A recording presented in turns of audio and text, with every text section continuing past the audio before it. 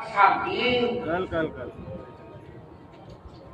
जब आओ जयंत ने सीता जी के चरण में चोट मारा, तो रहेगा ही। सीता चरण चोटती भागा। आएंगे कैसे करेंगे? तब भगवान राम ने सीत के धनुष पर ब्रह्मास्त्र का प्रयोग कर दिया और जयंत को कहीं भी शरण नहीं मिली। फिर नारद जी ने उसे राम जी के पास भेजा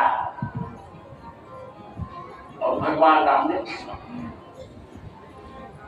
प्रथम बात धर्म ने यहाँ रक्षा ब्रह्मास्त्र का प्रयोग कर दिया। मेरा असुर विराध मत जाता विराधा भगवान राम से